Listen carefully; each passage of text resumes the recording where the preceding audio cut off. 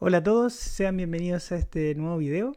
En esta oportunidad vamos a ver las empresas que quedaron pendientes desde el video de las AFPs, es decir, vamos a ver a Copec, a Soquicom y a Ingebec, así que démosle. Partamos con Copec y notamos de que estos estados financieros están en dólares, por lo tanto todo lo que hablemos de aquí en adelante va a estar en la moneda estadounidense. Si entramos al balance, lo primero que tenemos son los activos corrientes y notamos acá que el efectivo te está aumentando más o menos unos 300 millones de dólares. Pero no solo eso, sino que también la cantidad de efectivo es inusualmente alta. De hecho, la podemos comparar con los inventarios. Así que yo creo que esta cantidad alta de caja la están guardando, la están juntando para poder invertirla en algún proyecto que ellos tengan visto. Me atrevería a decir que tiene que ver con este proyecto en Brasil que estaban desarrollando. Así que habría que ver los próximos trimestres para ver qué hacen con esta caja. Por lo tanto, tenemos unos activos corrientes totales que son 9.000 millones de dólares. Y si lo comparamos con los pasivos, que son 4.100 millones, uno divide activo corriente por activo pasivo corriente y tenemos una liquidez corriente mayor a 2 incluso. De hecho, lo usual es que ojalá sea mayor a 1, pero acá es mayor a 2. Por lo tanto, eso quiere decir que la posición corriente es bastante buena, es bastante sólida. Y no solo eso, sino que si también, por ejemplo, agarramos los activos corrientes y le quitamos los inventarios, incluso de esa manera tenemos una razón ácida que es mayor a 1.5, lo cual nuevamente viene a confirmar de que la posición de liquidez es muy buena por parte de Copec. Por otro lado, tenemos la parte de la deuda financiera y notamos que en otros pasivos financieros corrientes estos suman más o menos 1.340 millones de dólares, pero si se dan cuenta esto lo pueden pagar perfectamente con la caja que tienen, así que en realidad no hay ningún problema con Copec en este sentido. Y por último, los pasivos no corrientes, en donde acá tenemos los otros pasivos financieros, es decir, la deuda de largo plazo. Estos suman más o menos 8.500 millones de dólares. Pero de todas maneras estos pueden ser en 2, 3, 4, 5 años. Así que en verdad habría que ver el perfil de vencimiento de deuda para entender cómo se va estructurando esa deuda de largo plazo. Finalmente, tenemos que el patrimonio que se atribuye a la controladora son estos 13.800 millones de dólares. O, si lo quieren ver de otra manera, son 13.8 billones de dólares. Estaba cotizando alrededor de 6.350, por lo tanto, usando este cambio de 933 pesos por acción, tenemos que el market cap asciende a 8.246 billones de pesos chilenos. Ahora, ojo que estos billones corresponden a la nomenclatura estadounidense. Por lo tanto, billones son el número con 9 ceros hacia el lado. Por lo tanto, el price to book value o el ratio bolsa-libro es más o menos 0.65 veces. Es decir, el mercado está pagando menos de lo que vale todo su patrimonio y todo lo que tiene la empresa. Ahora, de todas maneras, como he mencionado anteriormente en otros videos, no es simplemente dejarse guiar por un ratio. Recuerden que también tienen que analizar qué cosa está dentro del patrimonio, porque por ejemplo, si es que ellos valoran muy alto la marca Copec, no sé si eso realmente valga lo que ellos dicen que vale, entonces hay que tener mucho ojo con eso. Vamos a ver ahora el perfil de vencimiento de la deuda y notamos de que acá tenemos una deuda financiera de 648 millones que se le vence en menos de un año. Ahora, yo entiendo de que este número no es igual a lo que aparece acá. Sin embargo, como ellos explican en la nota, esto tiene que ver con el tema de la rotación de la deuda y esa deuda que ellos van a ir renovando constantemente. Bueno, ese tipo de deuda no está consolidada acá, por lo tanto, por eso este número es menor que el pasivo corriente que veíamos anteriormente. Y por lo tanto, uno puede intuir de que esto que está acá es efectivamente lo que se les vence y lo que tienen que pagar. Ahora, de todas maneras son 648 millones y tenían ¿cuánto de efectivo? 2.390, así que en verdad no hay ningún problema en ese sentido. Por otro lado, si es que uno lo quiere mirar por flujo, es decir, por cuánto flujo de caja libre ellos están generando, en donde este flujo de caja libre corresponde al que efectivamente queda después de todas las obligaciones. Claro, aquí quizá números se ven bastante altos en comparado al flujo de caja libre que genera, pero fíjense de que este es la deuda que vence de 1 a 5 años. Lamentablemente no hay más detalle para saber cuándo exactamente vence, pero de todas maneras la caja es bastante sólida y está generando flujo de caja libre positivo, por lo tanto yo no veo que el balance esté en riesgo o algo por el estilo. Luego, seguimos avanzando, vamos al estado de resultados y lo que nos damos cuenta es de que los ingresos te crecen pero casi nada, yo diría que están casi iguales, y en el trimestre incluso te están disminuyendo.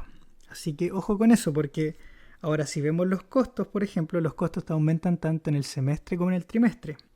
Y hay que tener en cuenta acá que Copec es una empresa que, si bien está diversificada, una gran parte es celulosa y otra parte es Copec con abastible. Pero las tres en verdad tienen que comprar para revender. Es decir, bueno, quizás la parte de la celulosa no tanto, pero de todas maneras no son márgenes extraordinarios. No es una industria que se caracterice por tener márgenes netos extraordinariamente altos. Pero por ejemplo Copec lo que hace es que compra la benzina o el petróleo y después lo revende a través de la distribución. Entonces esos márgenes son súper bajos para ese tipo de industria, lo mismo que abastible. Entonces uno lo puede ver acá, pues fíjense cuánto le ingresa y fíjense cuánto es el costo de venta. Por lo tanto le queda muy poco para seguir jugando para abajo. Y por lo tanto también uno puede entender de que si es que los ingresos no te crecen tanto y los costos de venta, aunque te crezcan porcentualmente poco, te afectan mucho el negocio. Así que si vamos a la ganancia bruta, vemos de que aquí, por ejemplo, te disminuyó la ganancia bruta, tanto en el semestre y en el trimestre también. Luego, costo de distribución, aumentando, excepto en el trimestre, así que muy bien ahí por esa contención de costos por parte de Copec. Gastos de administración creciéndote tanto en el semestre como en el trimestre, y esto tiene más sentido porque los gastos de administración principalmente son sueldos, entonces eso están anclados al IPC y por lo tanto tienden a subir con el tiempo a menos que ellos estén despidiendo gente. Así que el resultado operacional aquí ya sí se ve bastante más afectado. Pasamos de 914 a 808 millones. Y en el trimestre pasamos de 417 a 376. Entonces aquí ya se empieza a sentir harto el golpe del tema de que los ingresos no crecieron tanto y los costos de venta sí te crecieron un poco más. Después tenemos otros números que en general no son tan altos excepto por los costos financieros. Y de hecho aquí los costos financieros te están disminuyendo, así que bravo por Copec. Y aquí ellos explicaban de que la deuda financiera neta es un poco más baja. Así que nada que decir. Y de hecho si es que uno mira el detalle de la nota 26, yo me pude percatar de que ellos gran parte de este costo financiero venía de los préstamos con bancos, entonces probablemente estén refinanciando esa deuda a una mejor tasa, no son bonos. Así que nada que decir, pues súper bien. Considerando que también los costos financieros representan porcentualmente harto del resultado operacional. Así que finalmente tenemos una ganancia antes de impuestos que te disminuye tanto en el semestre como en el trimestre. Pero insisto, todo viene de acá arriba. No hay mucho que hacer, la verdad. Y después hay que ver el tema de la controladora, que es el que nos interesa a mí. Y tenemos 436 millones en comparación a los 515 que tenían el año pasado, al mismo periodo. Y en el trimestre también te bajó. Así que ¿cómo se ve esto en perspectiva? Bueno, lo que tenemos que entender es de que durante el año 2023, durante todo el año generó 349 millones. Así que si se fijan, durante este semestre ya generaron más que el 2023. De todas maneras, el 2023 no fue un año muy bueno, entonces quizás ese punto de comparación no es el mejor. Pero de todas maneras, está mejor que el año 2023 y ustedes, por ejemplo, lo que pueden hacer es ir a ver cómo estaba el precio en el año 2023 para sacar conclusiones. De todas maneras, uno puede tener una noción de cuánto estaba el precio viendo el PER. ¿Cierto? El PER es de 27 veces, pero no porque el precio era muy alto, sino que porque la utilidad era muy baja. Después llegamos al 2024 y generaron 1.111 millones de dólares y ahí el PER se anduvo normalizando un poco más y quedó más o menos en 7.1. Y ahora dentro de los 12 meses que llevamos, el PER queda en 8.6 con 1.032 millones de dólares en utilidad para la controladora.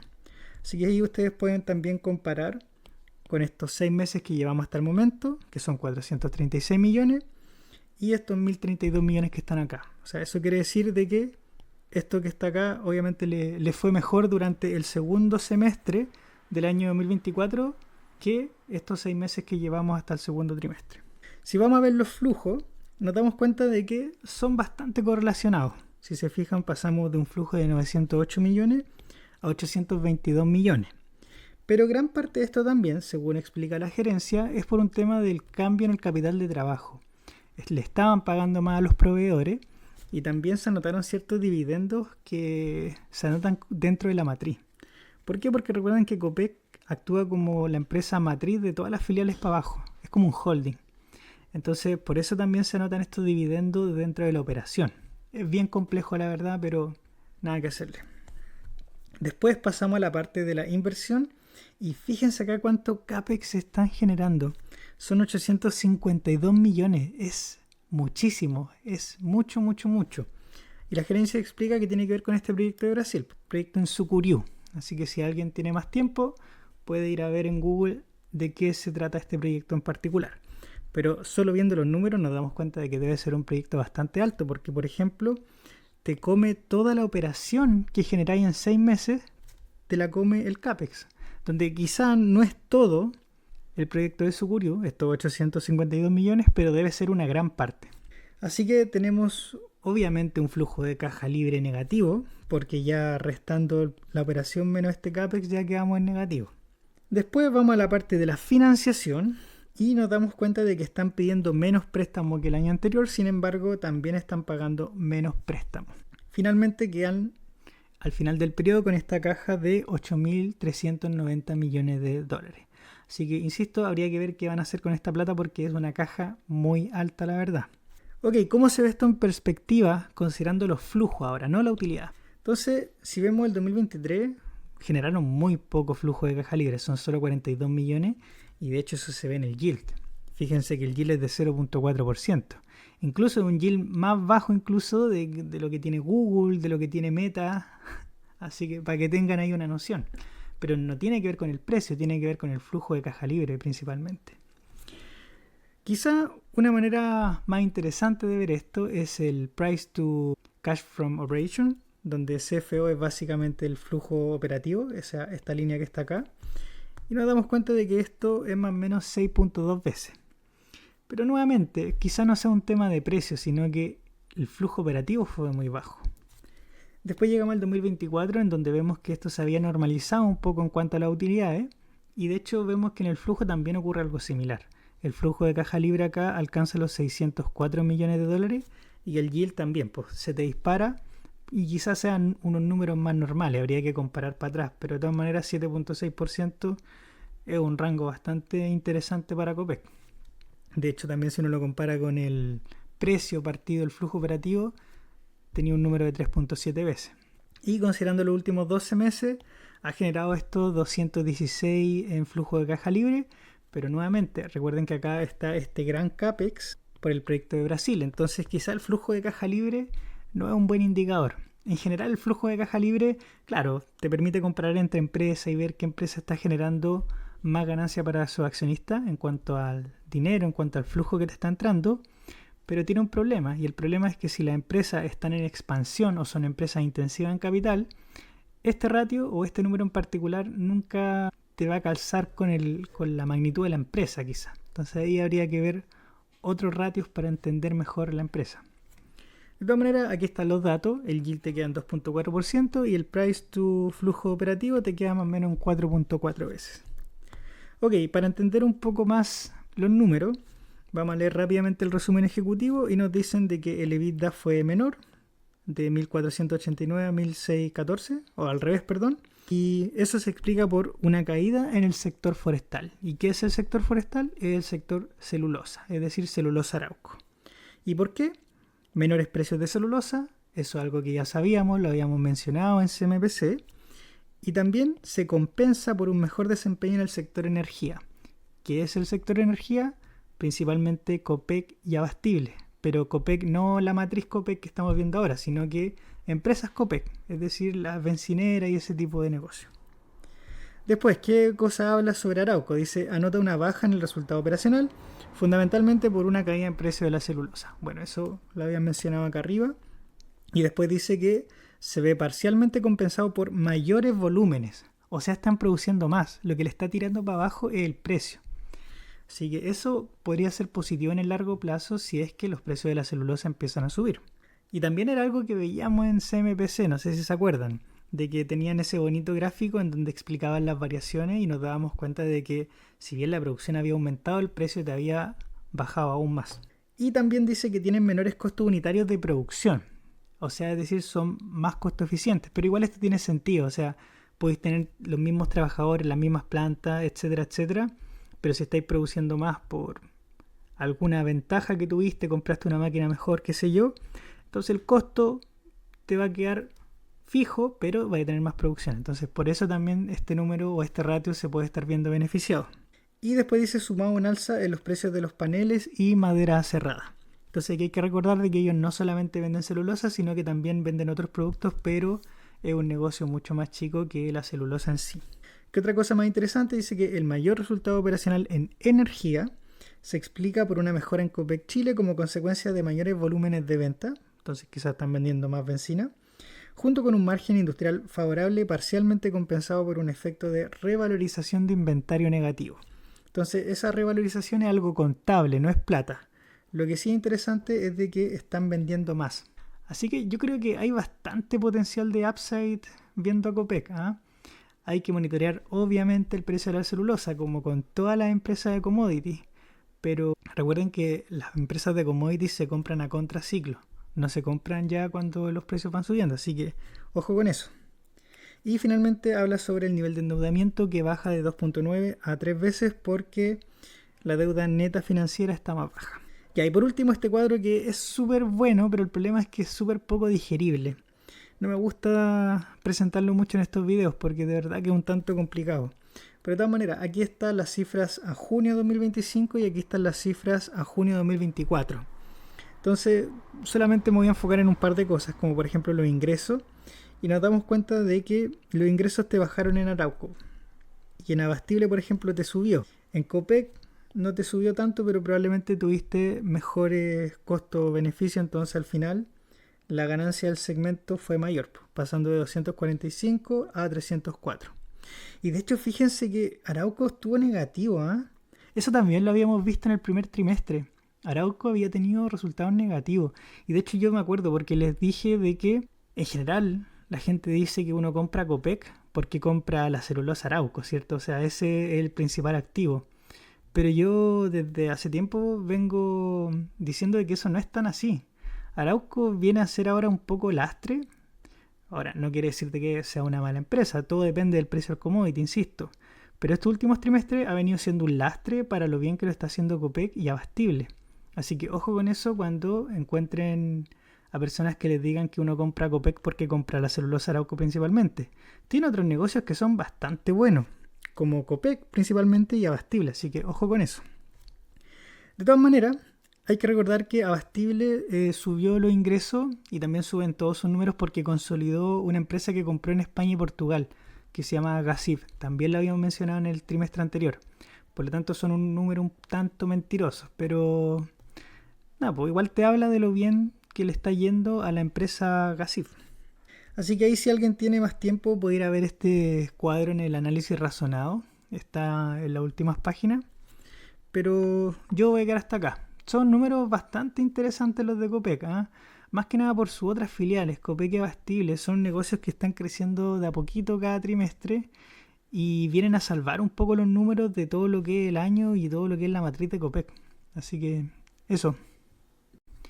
Vamos ahora con Sokimich Comercial o Sokicom, que no es la Soki grande que vende litio, sino que esta es una empresa mucho más chica que vende fertilizante. Y la relación que tiene con la Soki grande es que la Soki grande controla cerca del 60% de las acciones de esta empresa más chica, pero no solo eso, sino que también la Soki grande le provee de ciertos insumos para que Sokimich Comercial pueda generar su fertilizante. Así que partamos viendo el balance para ver qué está haciendo este trimestre. Y nos damos cuenta de que el efectivo te está disminuyendo más o menos unos 11 millones de dólares, lo cual igual es bastante considerando la magnitud de esta empresa. Y por otro lado, los inventarios te están aumentando un montón, pues te aumentan más del doble. Y esto es bastante inusual porque si es que uno compara con el 2023 y 2024, los inventarios rondaban cerca de los 31 y 27 millones de dólares. En cambio ahora tenéis 58 millones de dólares. Por lo tanto, algo está haciendo la empresa y lo que yo creo que está sucediendo es que se están anotando ventas que aún no están siendo entregadas. Es decir, están generando ventas para el próximo semestre. considerando que ahí se viene la siembra y todo este tipo de cosas. Así que ojo con esta empresa porque quizá podríamos tener un muy buen segundo semestre. Por otro lado, tenemos el total de activos corrientes que suman 123 millones, pero el total de pasivos corrientes son cerca de 61 millones. Así que la liquidez corriente es casi 2. Y de hecho, si calculamos el test ácido, que es decir, agarramos el total de activos corrientes y le quitamos los inventarios, entonces ahí igual tenemos un test ácido que es muy cercano a 1. Por lo tanto, habla muy bien de la parte financiera de la empresa en el sentido de que tenemos unos muy buenos ratios de liquidez. Por otro lado, dentro de los pasivos corrientes, vemos que casi que no tienes deuda. De hecho, la deuda acá son $252.000. O sea, son como 250 millones de pesos. Es muy chica. Incluso si es que uno ve la parte no corriente, vemos que ahí sí que no hay deuda. Y la única deuda que existe son pasivos por arrendamientos no corrientes, que yo creo que deben ser probablemente arriendos de inmuebles, porque quizá ellos no están operando como en inmuebles propios. Después también tenemos que las cuentas por pagar se me están aumentando y también los otros pasivos no financieros corrientes se me fueron a las nubes. Fíjense, pasaron de 7 millones a 23 millones. Entonces esto igual refuerza un poco lo que dije antes, de que probablemente se estén anotando ventas para el próximo semestre y ellos tienen que anotarse acá el pasivo de la generación de los insumos, porque tienen que cumplir con esas obligaciones para el próximo semestre. Así que habría que esperar nomás. Espero que sea así, porque cuando uno va a ver los flujos, no son muy buenos, la verdad. Por lo tanto, tenemos que con un tipo de cambio más o menos de 933 pesos y la acción costando cerca de 3.70, aunque ahora último lo vi está como a 3.85, tenemos un market cap más o menos de 100.000 millones de pesos chilenos y por lo tanto el price to book value nos queda más o menos en 1.60 veces. Es decir, está un 60% más caro, entre comillas, de lo que valen sus cosas, sus patrimonios, sus activos, etc.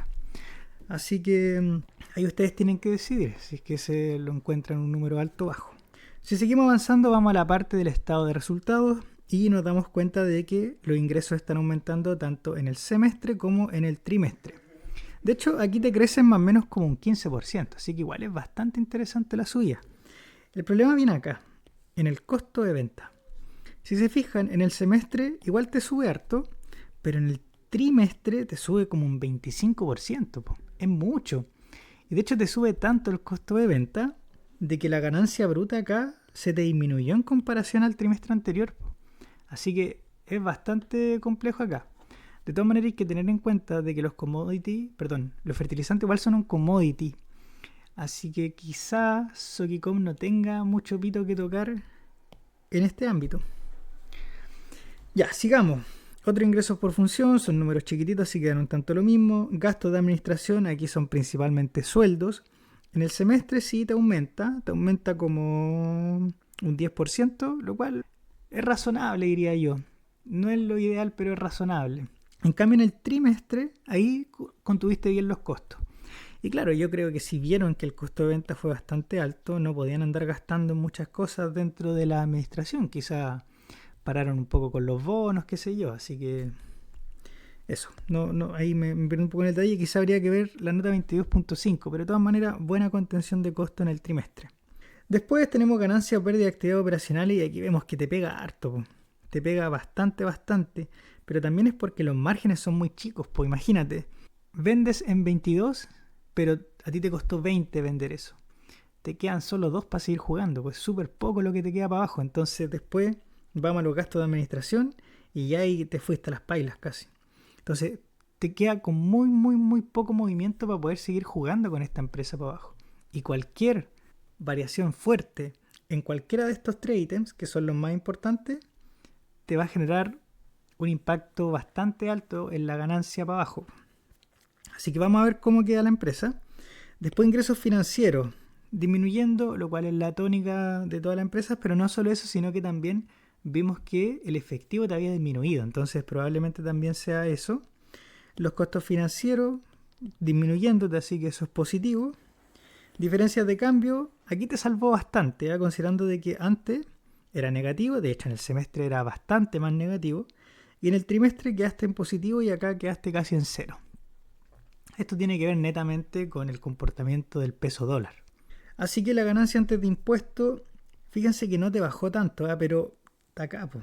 Este es el amortiguador. Diferencias de cambio principalmente. Pero el core del negocio está acá, en la ganancia o actividades de operación.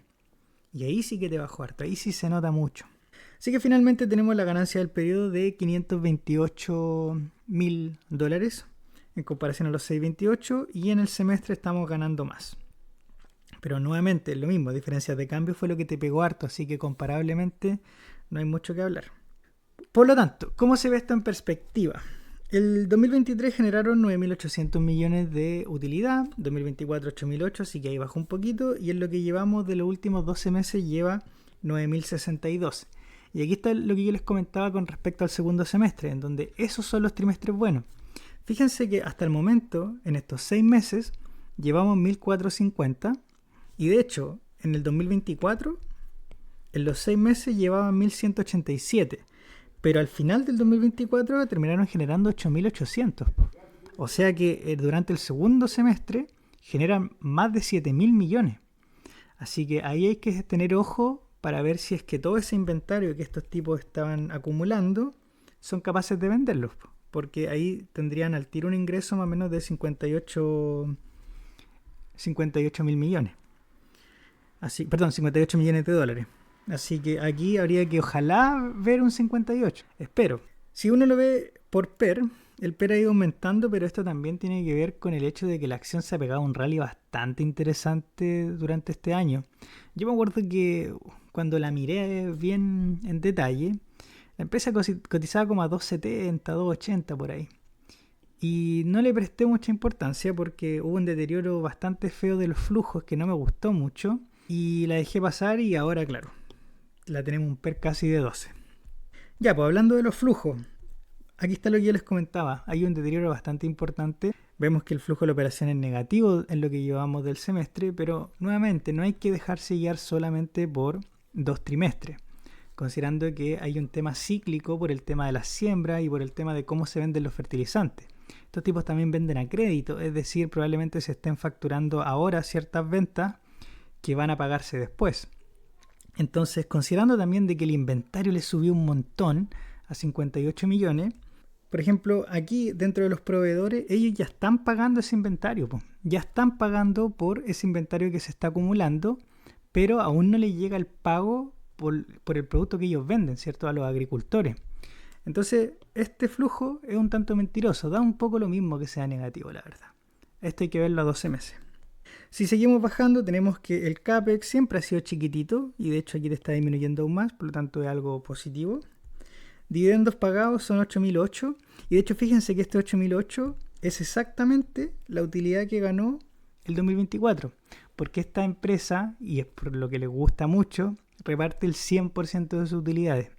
Entonces no crece nada, es simplemente un negocio que sigue funcionando y lo único que sirve es para generar caja para sus accionistas. ¿Y quién es el principal accionista? SQM. Pues toda la plata que genera este negocio se va al SQM de arriba, al SQM que tiene la serie A y la serie B. ¿Y qué más podemos decir? Es el tema de la deuda. Si se fijan, casi que no hay deuda, no hay préstamo, no hay pago, no hay nada. Así que eso es bastante interesante. Lo único que tienen son los pagos de pasivos por arrendamiento, que es lo que yo les mencionaba. Probablemente ellos no operen dentro de oficinas propias, no tengan propiedades y tengan que arrendarlo. Ahora, no me sorprendería que esos arriendos sean de Sokimich el grande, la verdad. Así que tenemos que la caja se redujo bastante y aquí hay una componente importante igual del tema de los dividendos, de que como tienen esta política de repartir el 100% de las utilidades, al final siempre tienen este deterioro de caja que los va matando. Ya, ¿y cómo se ve esto también en perspectiva? Y esto era lo que yo les mencionaba, que cuando la revisé no me gustó mucho cómo el flujo de caja libre iba disminuyendo, aunque los ingresos y todo ese tipo de cosas se veían bastante bonitos. Entonces vemos que el flujo de caja libre, el 2023 era de 15.000 millones, después el 2024 8.600 y ahora en los últimos 12 meses este número es negativo, motivado principalmente porque el flujo operativo es negativo. Así que eso no es tan bueno y no me gustó mucho.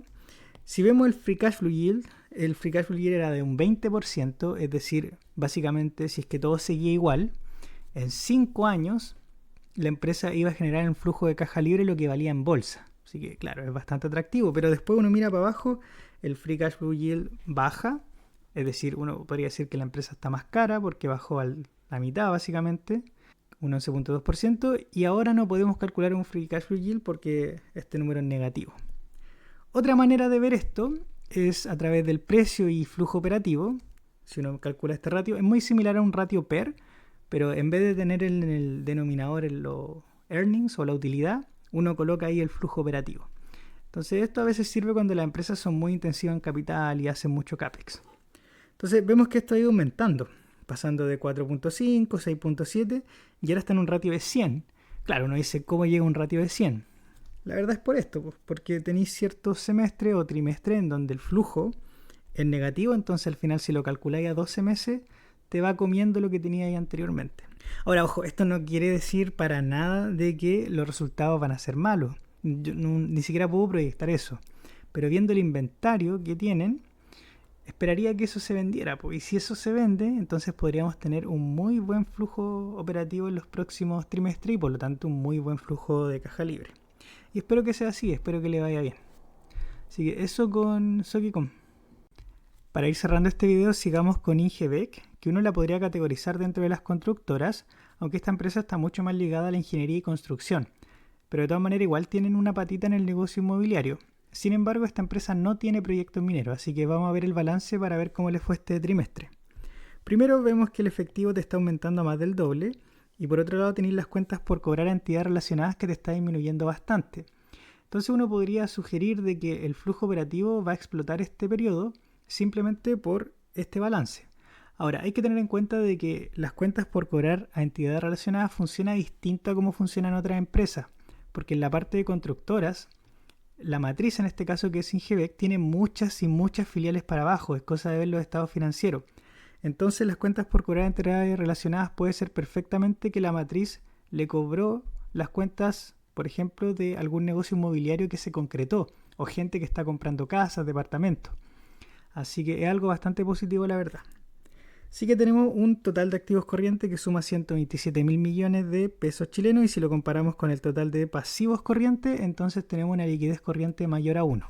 Y más aún, si es que por ejemplo al total de activos corrientes le quitamos los inventarios y lo dividimos por el total de pasivos corrientes, tenemos un test ácido que es ligeramente menor a 1, pero para todos los efectos es casi 1 la verdad. Por lo tanto, una situación de liquidez bastante buena la de Ingebec. Si vamos a la parte de la deuda, nos damos cuenta de que en los deudas de corto plazo financieros son 35 mil millones y en la de largo plazo son de 40 mil millones, lo cual también es algo poco usual, de que las empresas de este tipo tengan una proporción casi igual en deuda de corto plazo y largo plazo. De hecho, este número de acá, que es lo que se le vence dentro de un año, lo pueden pagar perfectamente con el efectivo que tienen en el momento. Así que hay que ver qué hace la empresa. Quizá reestructuren la deuda, por lo que he visto en años anteriores, porque si uno ve, por ejemplo, el inventario, es un número bastante austero. Y si es que quieren seguir desarrollando, por ejemplo, proyectos inmobiliarios, van a tener que tener terreno y ese tipo de cosas. Así que bueno, eso está por verse en los próximos trimestres. Si seguimos bajando, entonces tenemos un patrimonio que llega a los 90.500 millones de pesos chilenos y considerando un precio más o menos de 90 pesos, aunque ahora creo que subió un poquito, tenemos un market cap de 100.000 millones de pesos chilenos. Por lo tanto, el price to book value te queda más o menos en 1.15 veces. Si vemos el perfil de vencimiento de deuda, es lo que yo les mencionaba, básicamente lo de corto y largo plazo está casi en la misma proporción. Y aquí tenemos la deuda financiera en azul y la deuda no financiera en celeste, donde la deuda no financiera son principalmente pasivos por arrendamiento y ese tipo de cosas. Y si lo comparamos, por ejemplo, con el flujo de caja libre que ha generado, aunque esta métrica no es tan buena para las constructoras, porque a veces te llega mucho flujo en un par de años y eso no es algo recurrente. Pero de todas maneras, en 2023 3.000 millones, 2024 24.000 millones y lo que llevamos estos 12 meses tenemos 43.000 millones. Así que en verdad están bastante sobrados con estos números, ¿eh? Considerando que aquí tenéis 37.000 millones para pagar en deuda financiera. Así que si seguimos avanzando, vamos al estado de resultados y vemos que los ingresos te están aumentando tanto en el trimestre como en el semestre, así que eso es súper positivo.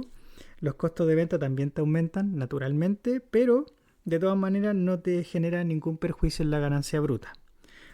Así que tenemos una ganancia bruta pasando de los casi 11.000 millones a los 15.700 millones. Así que bastante buena la subida en la ganancia bruta. Pues, ¿qué queréis que te diga? Lo otro también que tienen que tener en cuenta es que los márgenes son bajitos. Pues. O sea, tú compraste algo en 115 y lo vendiste en 130. Así que te queda bastante poco margen para seguir para abajo, pero es la naturaleza del negocio nomás. No se puede hacer mucho con eso. Después, gasto de administración y ventas, en donde este ítem es uno de los mayores drivers de lo que te come básicamente la ganancia bruta. Son casi 5.000, así que te quedan 10.000 para seguir jugando para abajo en el semestre. Y después, si se fijan, no hay muchos ítems que te coman harto, excepto los costos financieros. Y aquí te están aumentando, te están aumentando bastante. Lo cual es raro con lo que vimos en el balance. Quizá reestructuran deuda que tenían barata. Bueno, ahí habría que ver, pero la nota 29 tiene más detalle. De todas maneras, los costos financieros no te matan como si te matan en otras constructoras, lo cual es bastante positivo. Fíjense que acá, menos gasto de administración, tenéis 10.000 para seguir jugando. Y ya, supongamos que todo esto te quita más o menos unos 200. Digamos que hay con 8.000. 8.000 de como ganancia operacional y se te van 2.000 en costos financieros. Súper bueno, la verdad. Así que si seguimos bajando, tenemos otras participaciones y aquí se anotan todo el tema de las filiales. Filiales que probablemente no controlen al 100%, quizá también sean consorcios, quizás sean, por ejemplo, filiales que se generen para un proyecto en particular con otras empresas, qué sé yo. Pero todo eso va acá. Y claro, ahora quizá no tuviste una buena ganancia como la tuviste antes, pero de todas maneras es positivo, cosa que no siempre pasa. Y finalmente resultados por unidad de reajuste, en donde ahora te pega bastante, te pega por 678 millones. Así que ahí habría que ver la nota 34 para ver el detalle. Esto generalmente tiene que ver con temas de cosas de la UEF, pero es raro que acá te pegue negativo, así que habría que ver la nota 34 para ver más detalle. De todas maneras, en el trimestre ya vais positivo, así que eso es bueno. Pero de todas maneras, todo esto es contable, Toda esta cuestión es contable, ¿no? Sí que tenemos una ganancia antes de impuestos que te aumentó tanto en el semestre como en el trimestre. Después pagáis los impuestos y tenéis que los números en verdad no se tergiversan mucho, excepto en el trimestre, Bueno, quizá aquí se va a normalizar en los 12 meses, pero de todas maneras no se anotan impuestos diferidos positivos, a eso me refiero. Y finalmente tenemos una ganancia que si la vemos por acción, yo creo que es mucho mejor. Te quedan casi 7 pesos por acción en el semestre y casi 3 pesos por acción en el trimestre. ¿Cómo se ve esto en perspectiva? Bueno, el 2023 ganaban casi 9.7 pesos por acción, 2024 ganaban 11.3 pesos por acción y en los últimos 12 meses llevan 12.42 pesos por acción. Y ahora si añadimos la componente del precio, podemos calcular el PER y el PER ha subido desde 4.5 a 7.15. Y eso es natural considerando el rally que se ha pegado en GBK este último tiempo, así que nada que hacer con eso. Y ahí ustedes tienen que valorizar si es que un PER de 7.15 veces es bajo o es alto. Ahí depende de ustedes. Si seguimos avanzando, vamos a la parte de los flujos. Y aquí el flujo operativo se te disparó un montón. Entonces aquí uno se empieza a preguntar, ¿esto será algo circunstancial o será que podamos seguir viendo este flujo operativo en los próximos trimestres? Y aquí algo que siempre me gusta ver es la primera línea del flujo operativo, en donde ellos colocan el cobro procedente de la venta de bienes y prestación de servicios. ¿Y por qué me gusta ver esta línea? Porque yo la trato de contrastar con los ingresos por actividad ordinaria. Es decir, tú no puedes tener mucho más flujo por cobro de lo que te está ingresando contablemente. Eso no es sostenible en el largo plazo. Y es lo que está sucediendo acá. Aquí se anotan 160.000 por los cobros de la prestación de su servicio, pero en ingresos solo son 130.000. Así que esto debe ser algo netamente circunstancial y también debe tener relación con esto, con el hecho de que hay cuentas por cobrar en entidades relacionadas que están disminuyendo. Entonces hubo un cambio en el capital de trabajo. Y no solo eso, sino que también, por ejemplo, acá tenemos otros pasivos no financieros, en donde aquí en general las constructoras y este tipo de empresas se anotan anticipos. Es decir, son contratos que probablemente se firmaron y la empresa pide un adelanto para poder empezar con el proyecto, pero se anota en este pasivo porque es un servicio que ellos no han prestado aún al 100%. Entonces, a medida de que ellos se vayan anotando los ingresos por esos proyectos que se van a ir tramitando, entonces ahí este pasivo va a ir disminuyendo. Por lo tanto, este número está completamente inflado por otro tipo de cosas. De hecho, si uno lee el razonado, por ejemplo, tiene mucho que ver con que aumentaron las escrituraciones en la parte inmobiliaria. Por lo tanto, le llega mucha plata de golpe. Así que este número es bastante mentiroso, la verdad. No creo que sigamos viendo este flujo operativo en los próximos trimestres, pero de todas maneras el flujo está bastante interesante. Ya, si seguimos avanzando, tenemos la parte de la inversión acá y vemos que compra de participaciones no controladoras es un ítem donde se les fue harta plata. Probablemente estén comprando alguna filial. También tenemos los préstamos otorgados a entidades relacionadas, pero aquí en general, cada vez que hay este tipo de ítems de préstamos y cobros a entidades relacionadas, se netea en cero básicamente. Y ahí hay que ver quién presta a quién, porque a veces te queda un interés positivo para ti o te queda un interés negativo para el que pidió prestado. Pero de todas maneras aquí se netea en cero. Así que el principal ítem que afecta al flujo operativo o al flujo de caja libre va a ser este de acá. Compra de participaciones no controladas y debe ser la compra de alguna filial simplemente. De todas maneras, considerando el flujo operativo te lo cubre, pero cagado la risa. Después vamos a la parte de financiación y vemos acá que pidieron 60.000 millones, casi 61.000, pero pagaron 64.500 millones. Así que están pagando más deuda de la que están pidiendo. Y si seguimos bajando, tenemos, bueno, los dividendos que a todos les gustan, eso porque tuvo utilidades. Y también los intereses pagados, en donde esos tienen que ver con los intereses de la deuda y también por cosas de arrendamiento. Y aquí le está aumentando. Y eso va en línea igual con lo que vimos en los costos financieros. Los costos financieros están aumentando, así que es natural ver también de que los intereses en el flujo de efectivo te estén aumentando. Así que terminaron con una caja bastante interesante. 41.000 millones de pesos. Y nada, pues motivado principalmente porque tuvieron cosas extraordinarias dentro del flujo operativo. Y volvemos a lo que yo les comenté en un inicio. Como bajaron acá las cuentas por cobrar, probablemente eso se lo dejaron aquí en cajita, esperando ya sea para pagar deuda o ya sea para invertir en nuevos proyectos. ¿Qué otra cosa más interesante de Ingebec? Bueno, aquí uno puede hacer estas predicciones por flujo, pero como les comenté anteriormente, es un ejercicio más teórico que práctico, porque como les comenté, estos flujos no son necesariamente recurrentes. Para este semestre en particular pasó de que se están escriturando muchos más proyectos inmobiliarios, así que le llega mucha plata de una, pero eso no quiere decir que vaya a seguir pasando. Así que bueno, los números están acá, pero yo en verdad no los miraría tanto. Lo que sí es interesante es el backlog, porque esto nos dice cuántos proyectos están en espera para seguir siendo terminados. Y fíjense que el backlog le ha ido aumentando, pero un montón. Desde el 2013 ahora, al segundo trimestre de 2025, casi más que se dobló el backlog. O sea, tiene muchos más proyectos.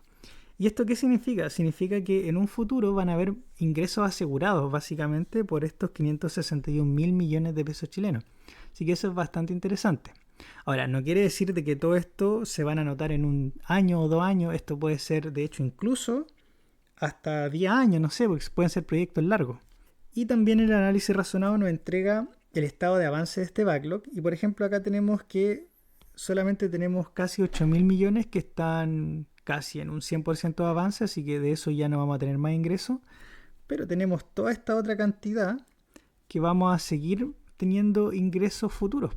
Así que yo encuentro bastante interesante Ingebec, bastante interesante igual cómo ha crecido el backlog.